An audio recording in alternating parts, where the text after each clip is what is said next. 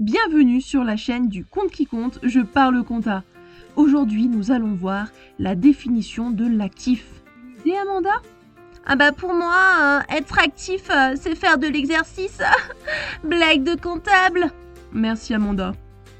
Plus sérieusement, d'après le plan comptable général, un actif est un élément identifiable du patrimoine ayant une valeur économique positive pour l'entité, c'est-à-dire un élément générant une ressource que l'entité contrôle du fait d'événements passés et dont elle attend des avantages économiques futurs.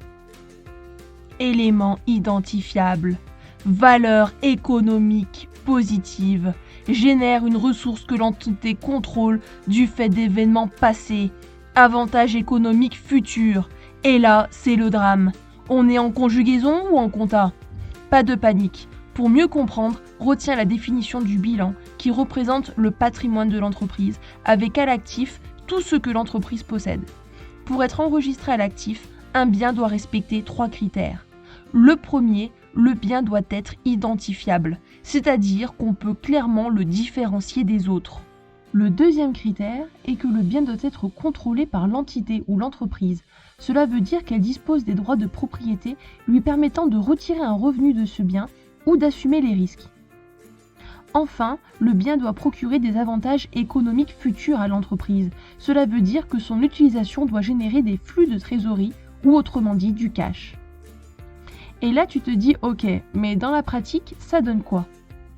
Concrètement, les éléments classés dans la colonne active correspondent tout d'abord aux immobilisations, c'est-à-dire aux terrains, aux bâtiments, au mobilier, aux machines, tout ce que l'entreprise a besoin pour réaliser son activité dans le long terme. Ces biens doivent être achetés ou produits par l'entreprise. S'ils sont loués, ils ne répondent pas aux 3 critères. Ensuite, on retrouve les stocks de marchandises, de matières premières, de produits finis, de produits pas finis, c'est-à-dire les encours, que l'entreprise détient à la date de clôture de l'exercice. Ces stocks sont acquis par l'entreprise ou produites et généreront des flux futurs. Ils répondent donc bien aux 3 critères. Ensuite, on retrouve les créances clients. Ce sont les factures non encore réglées par les clients de l'entreprise à la date de clôture du bilan. Ces créances répondent également à ces 3 critères.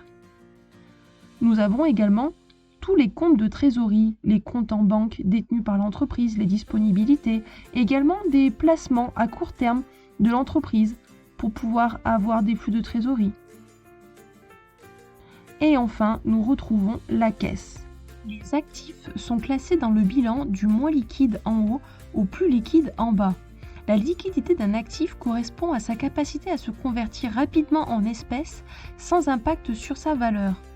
Et les actifs sont également classés selon leur durée de vie dans l'entreprise, supérieure à 1 an ou inférieure.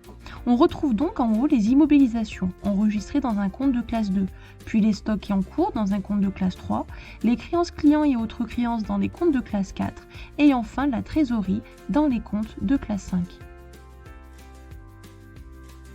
Voilà, tu sais l'essentiel sur les actifs. Si pour toi la compta c'est du chinois, abonne-toi!